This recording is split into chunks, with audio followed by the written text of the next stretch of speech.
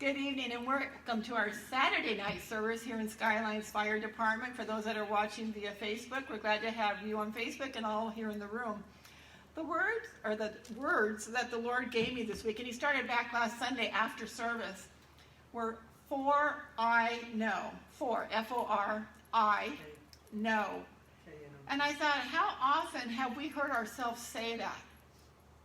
I know how to do this. I know what I'm going to do. I know who I'm going to tell this to. I'm going to tell my kids to do this. I'm going to tell my husband to do this. I'm going to tell my wife to do this. I'm going to do this. I know what's best for everybody. Maybe that doesn't apply to any of you. But you know what? We all tend to go through life thinking that we know the plan that we have for our own life. We think we have it all figured out. We don't have it figured out. How many times have you thought you knew exactly what you were supposed to do, and it all fell to pieces? We had it step A, step B, step C, and I am not going to deviate today. I'm going to do it this way because I already have it planned. And how many times when we have had it planned specifically, it doesn't come out that way? Or if it does, it doesn't turn out the way we had hoped it had. You know, God says, for I know the plans I have for you, plans to prosper you and give you hope. He didn't say, I think I know. He says, I know. And that's for each one of us. God knows the plans He has for each one of you, each of us. He's not thinking like you and I think, well, I think I can do it this way. I know, No, He knows. And we have to remember that. In Acts 9, starting in verse 1, it's talking about Saul. Saul thought he knew what his life was going to be. He loved to persecute Christians. And I'm sure he thought he would be doing that forever.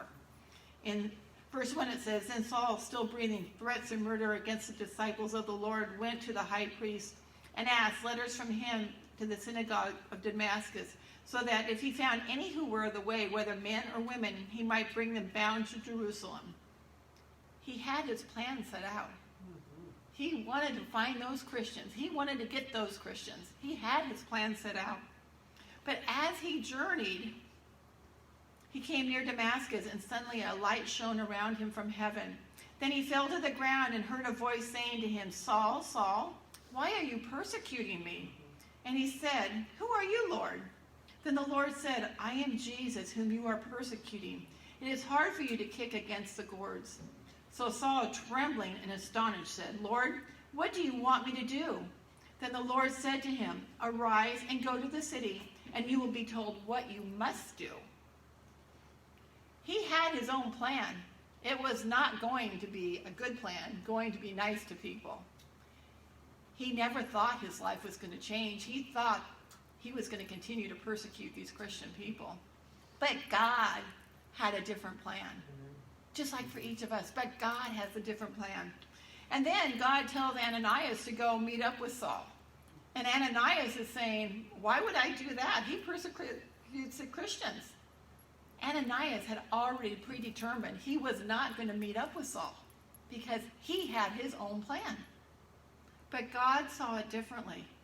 In verse 15 it says, But Ananias, the Lord said to him, Go to Saul, for he is a chosen vessel of mine to bear my name before Gentiles, kings, and the children of Israel. For I will show him how many things he must suffer for my name's sake.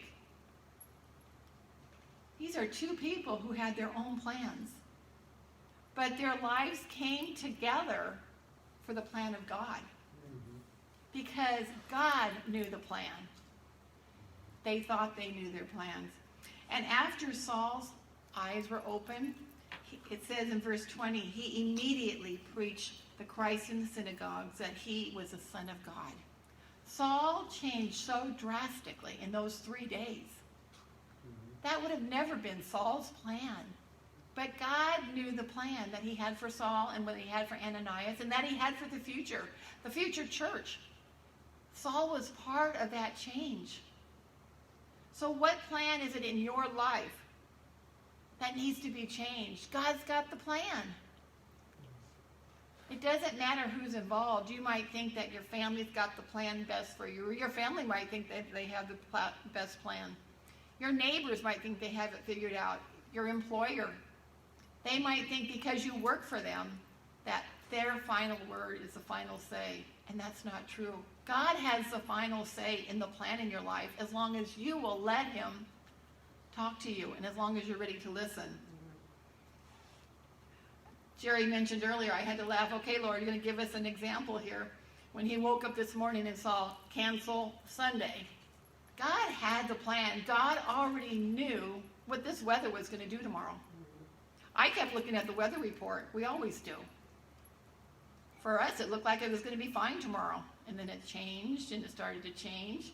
But, you know, God knew the plan. God knew that we needed to cancel tomorrow and have it today. Jerry heard that, and he followed and he obeyed. We have some other things going on in my family right now, especially. And I keep saying, Lord, I don't know what to do. I keep trying to make the plan in this family situation. And every time I think I'm going forward, something else happens and puts me backwards. But I have to go back and say, Lord, I know you've got the plan. I've got to quit trying to do the plan. I need to hear from you. I need to do it specifically. So whatever it is that you are trying to figure out, whether it's today, tomorrow, and the weeks ahead, just know that God has the perfect plan for you. You might think you have it, but it's time to listen to him. You need to hear from him. You need to spend time with him. And you need just to be able to do what God tells you obediently. Be obedient. Because when we're not obedient, we're going to miss the plan God has for us. So I just want to encourage you tonight, take time, trust God, trust him. Remember, he's got the hope for your future. Pray, listen. If you have to get outside of the family, go sit in a room that's dark or whatever, but listen when you're not distracted. And once you hear from him, obey him.